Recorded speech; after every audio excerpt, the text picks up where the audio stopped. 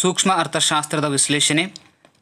ಹಿಂದಿನ ವಿಡಿಯೋಗಳಲ್ಲಿ ನಾವು ಬಹು ಆಯ್ಕೆಯ ಪ್ರಶ್ನೆಗಳನ್ನು ಡಿಸ್ಕಷನ್ ಮಾಡ್ತಾ ಇದ್ವಿ.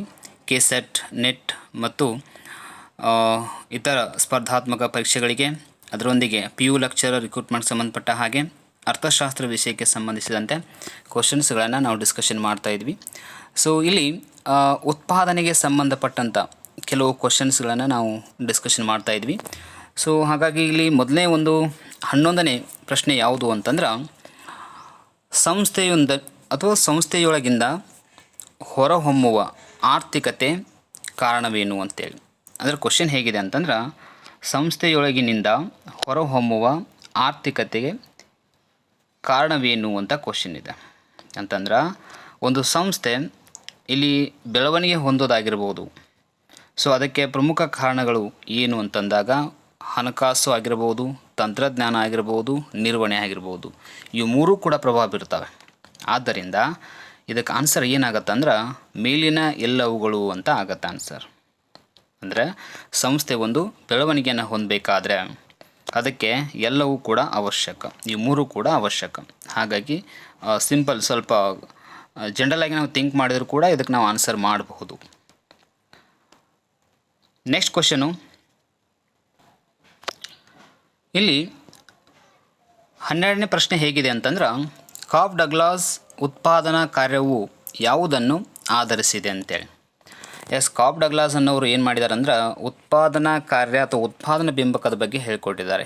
ಇವರು ಅಲ್ಫಾ ಮತ್ತು ಬೀಟಾ ಬಗ್ಗೆ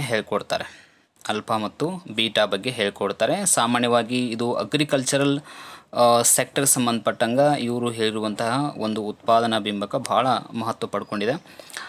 ಅವರು ಹೇಳುವಂತೆ ಇದು ಯಾವುದನ್ನು ಆಧರಿಸಿದೆ ಅಂತಂದಾಗ ಇಲ್ಲಿರುವಂಥ ಆಪ್ಷನ್ಗಳು ನೋಡ್ಕೊಳ್ಬೋದು. ಬೆಳೆಯುತ್ತಿರುವ ಕೋಶದರ ಪರಿಣಾಮ, ಕಡಿಮೆಯಾಗುತ್ತಿರುವ ಕೋಶದರ ಪರಿಣಾಮ, ಅಥವಾ ಸ್ಥಿರ ದರ ಪರಿಣಾಮ, ಹೀಗೆ ಆಪ್ಷನ್ನ ಕೊಡಲಾಗಿದೆ. ಆದರೆ ಇದರೊಳಗೆ ಏನಾಗುತ್ತೆ ಅಂದ್ರೆ ಆನ್ಸರ ಸ್ಥಿರ ದರ ಪರಿಮಾಣ ನಿಯಮ ಅಂತೇಳಿ. ಯಾಕಂತಂದ್ರೆ ಇಲ್ಲಿ ಕಾಫ್ ಡಗ್ಲಾಸ್ ಅವರು ಏನು ಹೇಳ್ತಾರೆ ಅಂತಂದ್ರೆ, ಎಲ್ಲ ಉತ್ಪಾದನಾ ಘಟಕಗಳ ಒಂದು ಉತ್ಪಾದನೆಯ ಪ್ರಮಾಣದಲ್ಲಿ ಹೆಚ್ಚಳವಾಗೋದು ಅದರ ಒಂದು ಸಮ ಪ್ರಮಾಣದ ಹೆಚ್ಚಳದೊಂದಿಗೆ. ಹಾಗಾಗಿ ಇಲ್ಲಿ ಸ್ಥಿರ ದರ ಪ್ರಮಾಣ ನಿಯಮ ಅಪ್ಲೈ ಆಗುತ್ತೆ. ಅದರ ಆಧಾರದ ಮೇಲೆ ಈ ಕಾಫ್ ಡಗ್ಲಾಸ್ ಏನು ಮಾಡಿದ್ದಾರೆ, ಉತ್ಪಾದನಾ ಕಾರ್ಯ ಅಥವಾ ಬಿಂಬಕವನ್ನು ನಮಗೆ ತಿಳಿಸ್ಕೊಟ್ಟಿದ್ದಾರೆ. ಹಾಗಾಗಿ ಆನ್ಸರು ಈ ಆಗುತ್ತೆ. ನೆಕ್ಸ್ಟ್ ಕ್ವಶನು, ಈ 13ನೇ ಪ್ರಶ್ನೆ ಸ್ವಲ್ಪ ದೊಡ್ಡದಿದೆ. ಯಾವ ರೀತಿಯಾಗಿ ಪ್ರಶ್ನೆ ಕೇಳಿದ್ದಾರೆ ಅಂತಂದ್ರೆ, ಇಲ್ಲಿ ಉತ್ಪಾದನಾ ಅಂಶಗಳು 5% ಹೆಚ್ಚಾದರೆ ಪೂರೈಕೆ 5% ಅಥವಾ 5ಕ್ಕಿಂತ ಹೆಚ್ಚಿಸುವುದು. ಅಂದರೆ 5ಕ್ಕಿಂತ ಹೆಚ್ಚು. ಇದು ಫಾರ್ ಎಕ್ಸಾಂಪಲ್ 5% ಏನು ಮಾಡಿದ್ವಿ ನಾವೀಗ ಆಲ್ರೆಡಿ ಉತ್ಪಾದನಾ ಅಂಶಗಳು ಅಥವಾ ಉತ್ಪಾದನಾಂಗಗಳನ್ನು ಹೆಚ್ಚು ಮಾಡೀವಿ. ಅದೇ ಸಮಯದಲ್ಲಿ ಅದಕ್ಕಿಂತ ಹೆಚ್ಚು ಅಂದರೆ ಉದಾಹರಣೆಗೆ 5ಕ್ಕಿಂತ ಹೆಚ್ಚು ಪೂರೈಕೆ ಆಯ್ತಂದ್ರೆ ಇದು ಯಾವ ರೀತಿಯಾದ ಅನುಪಾತ ಅಥವಾ ಪರಿಮಾಣದ ನಿಯಮವನ್ನು ಹೇಳಿಕೊಡುತ್ತೆ ಅಥವಾ ಅವಲಂಬಿಸಿದೆ ಅನ್ನೋದು ಕ್ವಶನ್ ಇದು. ಹಾಗಾದರೆ ನಿಮ್ಗೆ ಗೊತ್ತಾಗತ್ತೆ ಯಾವ ರೀತಿಯಾಗಿರಬಹುದು ಅಂಥೇಳಿ. ಇದು ಮತ್ತೇನೂ ಅಲ್ಲ, ಬೆಳೆಯುತ್ತಿರುವ ಬೆಳವಣಿಗೆ ಅನ್ನೋದು ಕನ್ಸಿಡರ್ ಆಗುತ್ತೆ. ಯಾಕಂದ್ರೆ ಏನು ಬೆಳವಣಿಗೆ ಆಗುತ್ತೆ ಅಂತಂದ್ರೆ ಉತ್ಪಾದನಾಂಗಗಳನ್ನ ಹೆಚ್ಚಿಸಿದ 5% ಏನು ಹೆಚ್ಚು ಮಾಡಲಾಗಿದೆ, ಇದಕ್ಕಿಂತ ಹೆಚ್ಚಿನ ಪ್ರಮಾಣದಲ್ಲಿ ಪೂರೈಕೆಯಲ್ಲಿ ಹೆಚ್ಚಳ ಆಗಿದೆ. ಹಾಗಾಗಿ ಇದು ಬೆಳವಣಿಗೆಗೆ ಕಾರಣ ಆಗುತ್ತೆ. ಆದ್ದರಿಂದ ಇದು ಬೆಳೆಯುತ್ತಿರುವ ಕೋಶದರ ಪರಿಣಾಮ ನಿಯಮ ಅಂತ ಅನಿಸ್ಕೊಳ್ಳುತ್ತೆ. ಕಡಿಮೆ ಅಥವಾ ಸ್ಥಿರ ಅಥವಾ ಎಲ್ಲವೂ ಕೂಡ ಆನ್ಸರ ಆಗೋದಿಲ್ಲ.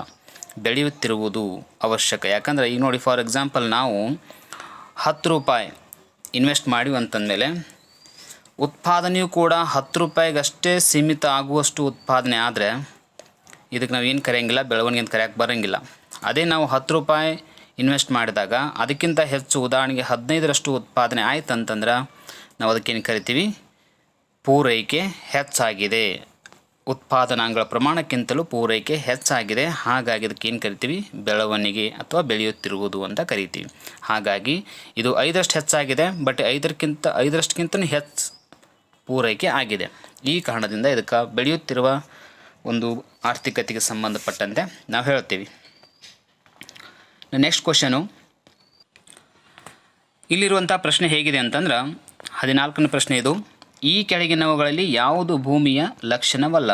ಇದನ್ನು ಭಾಳ ಸಿಂಪಲ್ಲಾಗಿ ಆಲ್ಮೋಸ್ಟ್ ಎಲ್ಲರೂ ಕೂಡ ಆನ್ಸರ್ ಮಾಡಬಹುದು. ಇದಕ್ಕೆ ಅಷ್ಟು ಸಿಂಪಲ್ ಕ್ವಶನ್ ಇದೆ ಇದು. ಕ್ವಶನ್ ಪೇಪರ್ಗಳಲ್ಲಿ ಕೆಲವೊಂದು ಭಾಳ ಈಸಿ ಕ್ವಶನ್ಸ್ಗಳನ್ನು ಕೇಳಿರ್ತಾರೆ, ಭಾಳ ಕಠಿಣ ಪ್ರಶ್ನೆಗಳನ್ನು ಕೇಳಿರ್ತಾರೆ. ಸಾಮಾನ್ಯವಾಗಿ ಒಂದು 50% ಜನ ಪಾಸ್ ಆಗೋದು ಈ ಸಾಮಾನ್ಯ ಪ್ರಶ್ನೆಗಳಿಂದ ಪಾಸ್ ಆಗ್ತಾರೆ. ನಿಜವಾಗ್ಲೂ ಕಾಂಪಿಟೇಷನ್ ಇರೋದು ಎಲ್ಲಿ ಅಂದರೆ ಕಠಿಣ ಪ್ರಶ್ನೆಗಳನ್ನು ಯಾರು ಸಾಲ್ವ್ ಮಾಡ್ತಾರೆ ಅಲ್ಲಿ ನಿಜವಾದ ಕಾಂಪಿಟೇಷನ್ ಇರುತ್ತೆ. ಸೊ ಹಾಗಾದರೆ ಈ ಪ್ರಶ್ನೆಗೆ ಆರಾಮಾಗಿ ನೀವು ಆನ್ಸರ್ ಮಾಡಬಹುದು. ಯಾಕಂತಂದ್ರೆ ಭೂಮಿ ಒಂದು ಏನಿದು ಸೀಮಿತ ಪೂರೈಕೆ, ನಮಗೆ ಬೇಕಾದಷ್ಟು ಇಲ್ಲ, ಅದು ಸೀಮಿತವಾಗಿದೆ ಭೂಮಿ ಅನ್ನೋದು. ಇನ್ನು ನೆಕ್ಸ್ಟ್ ಇದು ವೈವಿಧ್ಯಮಯವಾಗಿದೆ, ಭೂಮಿ ಎಲ್ಲ ಕಡೆಯೂ ಒಂದೇ ರೀತಿಯಾಗಿಲ್ಲ, ಮತ್ತು ಇದು ಪ್ರಕೃತಿಯ ಕೊಡುಗೆಯಾಗಿದೆ ನಮಗೆ. ಹಾಗಾಗಿ ಇದು ಏನಲ್ಲ ಮೊಬೈಲ್ ಆಗಿದೆ ಅಂತ ಇಲ್ಲ, ಇದು ಮೊಬೈಲ್ ಅಲ್ಲ. ಹಾಗಾಗಿ ಇದು ಭೂಮಿಯ ಲಕ್ಷಣ ಅಲ್ಲ ಅಂತೇಳಿ ನೀವು ಆರಾಮಾಗಿ ಇದಕ್ಕೆ ಆನ್ಸರ್ ಮಾಡಬಹುದು. ನೆಕ್ಸ್ಟ್ ಕ್ವಶನು, ಇಲ್ಲಿ 15ನೇ ಪ್ರಶ್ನೆ ಹೇಗಿದೆ ಅಂತಂದ್ರೆ, ಒಂದು ಘಟಕ ಉತ್ಪಾದನಾ ಅಂಶವನ್ನು ಹೆಚ್ಚಿಸಿದಾಗ ದೊರೆಯುವ ಉತ್ಪನ್ನ ಯಾವುದು ಅಂತ ಕ್ವಶನ್ ಕೇಳಿದ್ದಾರೆ.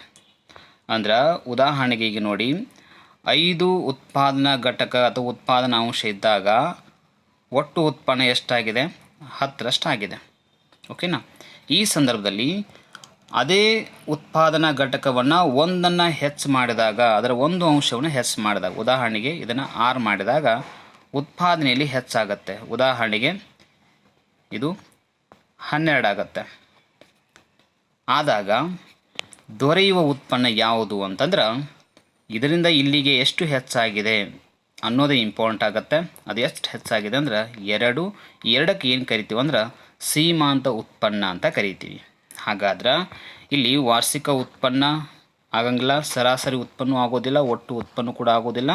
ಇಲ್ಲಿ ಕನಿಷ್ಠ ಉತ್ಪನ್ನ ಅಂತ ಕೊಟ್ಟಿದ್ದಾರೆ, ಅದಕ್ಕೆ ನಿಜವಾಗ್ಲೂ ಆಪ್ಷನ್ ಏನಾಗಬೇಕಾಗಿತ್ತದು? ಸೀಮಾಂತ ಉತ್ಪನ್ನ ಅಂತ ಆಗಬೇಕಾಗಿತ್ತು. ಸೀಮಾಂತ ಅಥವಾ ಕನಿಷ್ಠ ಉತ್ಪನ್ನ ಅಂತ ಕೆಲವೊಂದು ಶಬ್ದಗಳನ್ನ ಬಳಕೆ ಮಾಡ್ತಾರೆ, ಬಟ್ ನಿಜವಾಗ್ಲೂ ಅದಕ್ಕೆ ಸರಿಯಾಗಿ ಬಳಕೆ ಮಾಡಬೇಕಾದದ್ದು ಸೀಮಾಂತ ಉತ್ಪನ್ನ ಅಂತ ಬಳಕೆ ಮಾಡಬೇಕಾಗಿತ್ತು. ಹಾಗಾಗಿ ಇದು ಸೀಮಾಂತ ಉತ್ಪನ್ನ ಕರೆಕ್ಟ್ ಆನ್ಸರ್ ಆಗುತ್ತೆ. ಸೀಮಾಂತ ಉತ್ಪನ್ನ ಅಂದರೆ ಬೇರೆ ಏನೂ ಅಲ್ಲ, ಪ್ರತಿ ಹೆಚ್ಚುವರಿ ಉತ್ಪಾದನಾ ಘಟಕದ ಅಂಶದ ಹೆಚ್ಚಳದಿಂದ ಪಡೆಯಲಾಗುವ ಉತ್ಪನ್ನ, ಮತ್ತೇನೂ ಅಲ್ಲ. ಸೊ ಅದಕ್ಕೆ ನಾವೇನು ಕರಿತೀವಿ? ಸೀಮಾಂತ ಉತ್ಪನ್ನ ಅಂತ ಕರಿತೀವಿ. ನೆಕ್ಸ್ಟ್ ಕ್ವಶನು, ಇಲ್ಲಿ ನೆಕ್ಸ್ಟ್ ಇರುವಂಥ ಪ್ರಶ್ನೆ ಹೇಗಿದೆ ಅಂದ್ರೆ 16ನೇ ಪ್ರಶ್ನೆ ಇದು. ಆಧುನಿಕ ಅರ್ಥಶಾಸ್ತ್ರಜ್ಞರ ನಿಯಮವನ್ನು ಹೀಗೆ ಪ್ರತಿಪಾದಿಸಿದ್ದಾರೆ. ಅಂದರೆ ಆಧುನಿಕ ಅರ್ಥಶಾಸ್ತ್ರಜ್ಞರು ಏನು ಹೇಳ್ತಾರೆ ಅಂತಂದ್ರೆ ಯಾವ ರೀತಿಯಾಗಿ ನಿಯಮವನ್ನು ಪ್ರತಿಪಾದಿಸಿದ್ದಾರೆ, ಯಾವುದಕ್ಕೆ ಅವ್ರದ್ದು ಹೆಚ್ಚು ಸಂಬಂಧಪಟ್ಟಿದೆ ಅನ್ನೋದನ್ನು ಇಲ್ಲಿ ನಾವು ನೋಡ್ಕೋಬೇಕು. ಆಧುನಿಕ ಅರ್ಥಶಾಸ್ತ್ರ ಅನ್ನೋದು ಒಂದು ರೀತಿಯಾದ ಬೆಳವಣಿಗೆಗೆ ಮತ್ತು ಅಭಿವೃದ್ಧಿಗೆ ಹೆಚ್ಚಿನ ಮಹತ್ವವನ್ನು ಕೊಟ್ಟಿದೆ. ಹಾಗಾಗಿ ಆಧುನಿಕ ಅರ್ಥಶಾಸ್ತ್ರ ಅಂದರೆ ಮತ್ತೇನೂ ಅಲ್ಲ, ನಾವು ಸಮಗ್ರ ಅರ್ಥಶಾಸ್ತ್ರಕ್ಕೇ ಹೆಚ್ಚಿನ ಮಹತ್ವ ಕೊಡ್ತೀವಿ ಅಂತ ಅರ್ಥ ಆಗುತ್ತೆ. ಹಾಗಾದರೆ ಸಮಗ್ರ ಅರ್ಥಶಾಸ್ತ್ರ ಹೇಳುವುದು ಎದ್ರ ಬಗ್ಗೆ ಅಂತಂದ್ರೆ ಆದಾಯದ ಹೆಚ್ಚಳ, ಅದರೊಂದಿಗೆ ಉತ್ಪಾದನೆ ಹೆಚ್ಚಳ, ಅದರೊಂದಿಗೆ ಈ ದೇಶದ ಆರ್ಥಿಕ ಅಭಿವೃದ್ಧಿ ಮತ್ತು ಬೆಳವಣಿಗೆ ಹೆಚ್ಚಳ ಅಂತಲೇ ಆಗುತ್ತೆ. ಹಾಗಾಗಿ ಫಸ್ಟ್ ಆನ್ಸರ್ ಏನಿದೆ ಇದು ಕರೆಕ್ಟ್ ಆಗುತ್ತೆ. ಬೆಳೆಯುತ್ತಿರುವ ಕೋಶ ದರ ಪ್ರಮಾಣ ಅಂಥೇಳಿ, ಅಂದರೆ ಬೆಳೆಯುತ್ತಿರುವ, ಇದು ಬಹಳ ಇಂಪಾರ್ಟೆಂಟ್. ಆಧುನಿಕ ಅರ್ಥಶಾಸ್ತ್ರಜ್ಞರ ಪ್ರಕಾರ ಅಥವಾ ಅವರ ನಿಯಮಗಳ ಪ್ರಕಾರ ಕಡಿಮೆಯಾಗುತ್ತಿರುವುದು ಸ್ಥಿರ ಮತ್ತು ಅಸ್ಥಿರವೆಲ್ಲ ನಮಗೆ ಸಾಮಾನ್ಯವಾಗಿ ನೋಡಿದ್ರು ಕೂಡ ಇವು ಅಪ್ಲೈ ಆಗೋದಿಲ್ಲ. ಎಸ್, ನಮಗಿರೋ ಆನ್ಸರು ಇದು ಕರೆಕ್ಟ್ ಆಗುತ್ತೆ. ನೆಕ್ಸ್ಟ್ ಕ್ವಶನು, ಇಲ್ಲಿ 17ನೇ ಪ್ರಶ್ನೆ ಹೇಗಿದೆ ಅಂತಂದ್ರೆ ಇದು ಸ್ವಲ್ಪ ದೊಡ್ಡದಿದೆ, ಆದರೂ ಪ್ರಶ್ನೆ ದೊಡ್ಡದಿಲ್ಲ, ಅದರ ಆನ್ಸರನ್ನು ಆಪ್ಷನ್ನ ಹೆಚ್ಚು ದೊಡ್ಡದು ಮಾಡಿಕೊಟ್ಟಿದ್ದಾರೆ. ಸೊ ಇದರ ಅರ್ಥ ಏನು ಅಂತ ಅನ್ನೋದು ನೋಡೋಣ. ಇಲ್ಲಿ ತಯಾರಕರು ಸಮತೋಲನವನ್ನು ತಲುಪುವ ಹಂತ ಯಾವುದು? ತಯಾರಕರಂದ್ರೆ ಮತ್ತೆ ಯಾರು ಅಲ್ಲ, ಉತ್ಪಾದಕರು ಅಂತ ತಿಳ್ಕೊಳ್ಬೇಕಾಗತ್ತೆ. ಪ್ರೊಡ್ಯೂಸರ್ ಅಂತೇಳಿ, ಓಕೆನಾ? ಪ್ರೊಡ್ಯೂಸರ್ ಅಂತ ಕರಿತೀವಿ ನಾವು. ಇವರು ಸಮತೋಲನವನ್ನು ಯಾವಾಗ ಪಡ್ಕೊಳ್ತಾರೆ? ಎಸ್, ಹಾಗಾದರೆ ಇಲ್ಲಿ ಆಪ್ಷನ್ ಹೇಗಿದೆ ಅಂತಂದ್ರೆ ತಾಂತ್ರಿಕ ಬದಲಿ ಕನಿಷ್ಠ ದರ MRTS ಬೆಲೆ ಅನುಪಾತಕ್ಕಿಂತ ಹೆಚ್ಚಾದಾಗ. ಆದರೆ ಇದು ಆನ್ಸರ್ ಆಗಲಿಕ್ಕೆ ಸಾಧ್ಯ ಇಲ್ಲ, ಯಾಕಂದ್ರೆ ಇಲ್ಲಿ ಸಮತೋಲನ ಬರೋಂಗಿಲ್ಲ. ಇದು ರಾಂಗ್ ಆನ್ಸರ್. ಇನ್ನು ನೆಕ್ಸ್ಟು MRTSಗಿಂತ ಬೆಲೆ ಅನುಪಾತಕ್ಕಿಂತ ಕಡಿಮೆಯಾದಾಗ, ಇದು ಕೂಡ ಆನ್ಸರ್ ಆಗಲ್ಲ. ನೆಕ್ಸ್ಟು MRS ಮತ್ತು ಬೆಲೆ ಅನುಪಾತ ಒಂದೇ ಆಗಿದ್ದಾಗ, ಎಸ್, ಇದು ಆನ್ಸರ್ ಆಗುತ್ತೆ. ಈ ಲಾಸ್ಟ್ ಆನ್ಸರ್ ಕೂಡ ಇದು ಆಗೋದಿಲ್ಲ. ಸಮಾನ ಉತ್ಪಾದನಾ ರೇಖೆಗಳು ಮತ್ತು ಸಮಾನ ಉತ್ಪಾದನಾ ವೆಚ್ಚದ ರೇಖೆಗಳು ಇಳಿಜಾರುಗಳು ಭಿನ್ನವಾಗಿದ್ದಾಗ, ಎಸ್, ಇದು ಕೂಡ ಆನ್ಸರ್ ಆಗೋದಿಲ್ಲ. ಹಾಗಾಗಿ ಕರೆಕ್ಟ್ ಆನ್ಸರ್ ಯಾವುದಾಗುತ್ತೆ ಅಂದ್ರೆ MRTS ಮತ್ತು ಬೆಲೆ ಅನುಪಾತ ಒಂದೇ ಆಗಿದ್ದಾಗ.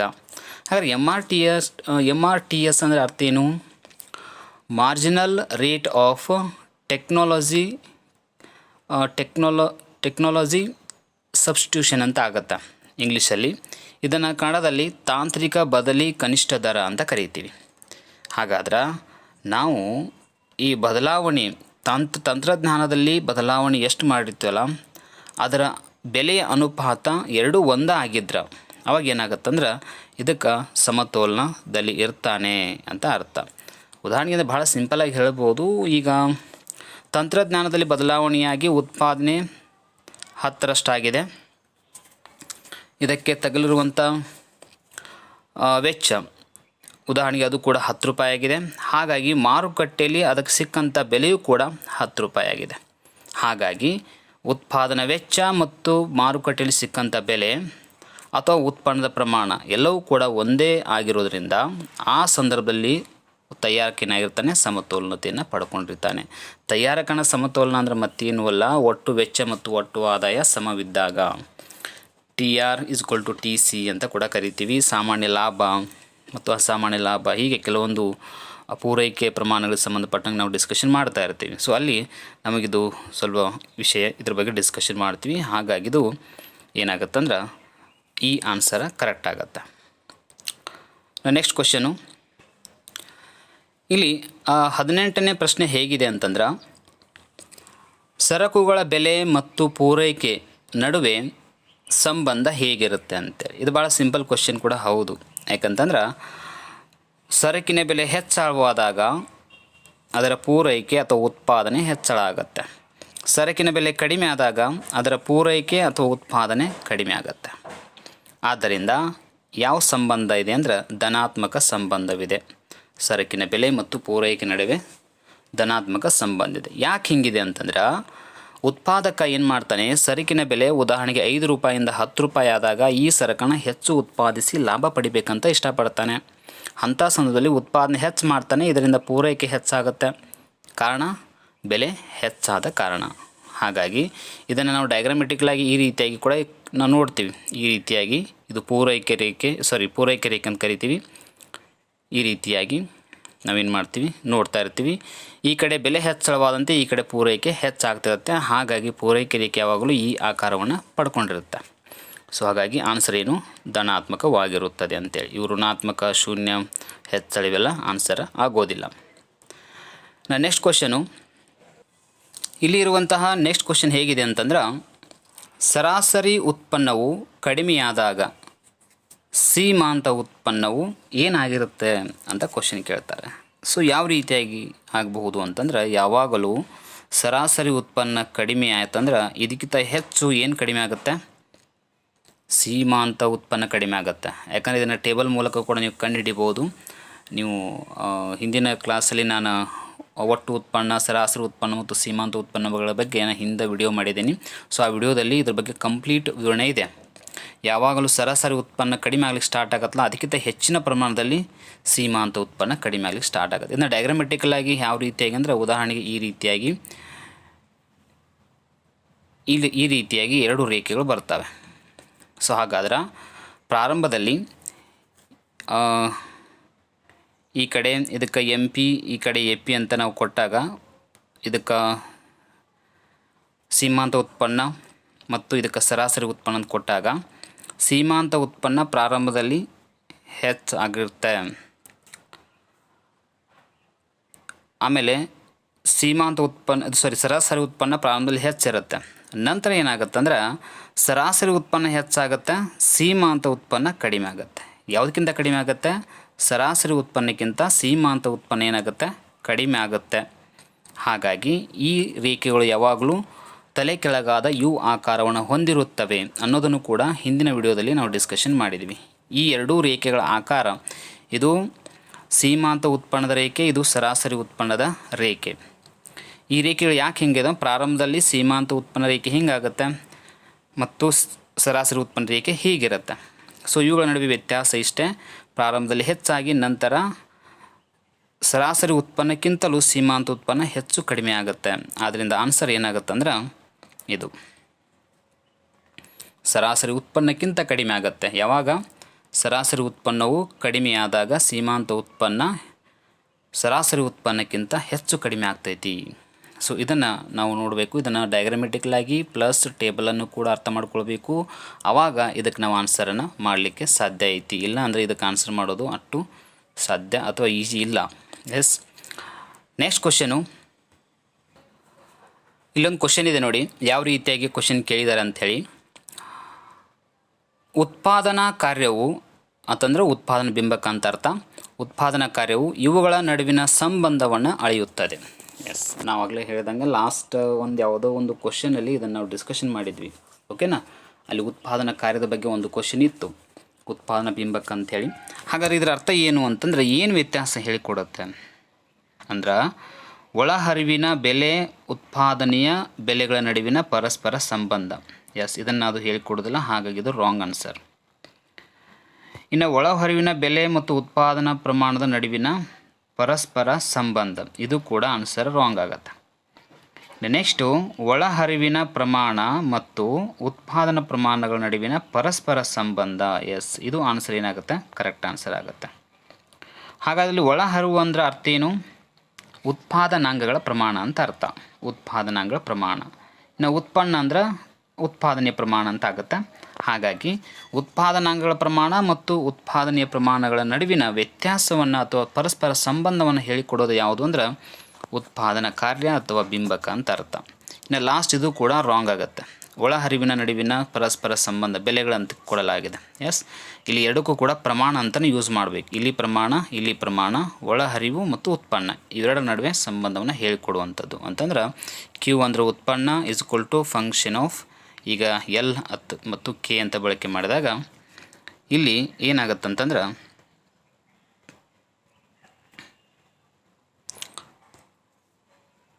ಇಲ್ಲಿ ಉತ್ಪನ್ನದ ಮೇಲೆ ಎಲ್ ಮತ್ತು ಕೆ, ಎಲ್ ಅಂದ್ರೆ ಶ್ರಮ, ಕೆ ಅಂದರೆ ಬಂಡವಾಳ, ಇವುಗಳ ಪ್ರಭಾವ ಹೇಗಾಗತ್ತಂತಂದ್ರೆ ಇವುಗಳ ಪ್ರಮಾಣ ಎಷ್ಟು ಹೆಚ್ಚಾಗುತ್ತೆ ಹಾಗೆ ಉತ್ಪನ್ನದ ಪ್ರಮಾಣದ ನಡುವೆ ಹೆಚ್ಚಳ ಆಗುತ್ತೆ ಅನ್ನೋದು ಹೇಳಿಕೊಡೋದು ಯಾವುದು ಅಂದ್ರೆ ಉತ್ಪಾದನಾ ಕಾರ್ಯ ಅಂತ ಕರಿತೀವಿ ನಾವು. ಓಕೆನಾ? ಸೊ ಇದು ಉತ್ಪಾದನೆಗೆ ಸಂಬಂಧಪಟ್ಟಂಥ ಪ್ರಶ್ನೆ. ಇಂಥ ಪ್ರಶ್ನೆಗಳನ್ನ ಕೇಳಿದಾಗ ಭಾಳ ಕೇರ್ಫುಲ್ಲಾಗಿ ನಾವು ಅದನ್ನು ಫೈಂಡ್ ಔಟ್ ಮಾಡಬೇಕಾಗತ್ತೆ. ಮತ್ತು ಕಾನ್ಸೆಪ್ಟ್ಗಳು ನಮಗೆ ಅರ್ಥ ಆಗಿರಲಿಲ್ಲ ಅಂದರೆ ಇವುಗಳ ಬಗ್ಗೆ ಅಷ್ಟು ಈಸಿಯಾಗಿ ನಾವು ಆನ್ಸರ್ ಮಾಡಲಿಕ್ಕೆ ಆಗೋದಿಲ್ಲ. ಸೊ ಇನ್ನು ನೆಕ್ಸ್ಟ್ ವಿಡಿಯೋದಲ್ಲಿ ಉತ್ಪಾದನೆಗೆ ಸಂಬಂಧಪಟ್ಟಂತಾಗಿರ್ಬೋದು ಅಥವಾ ಇತರೆ ಪ್ರಶ್ನೆಗಳಿಗೆ ಸಂಬಂಧ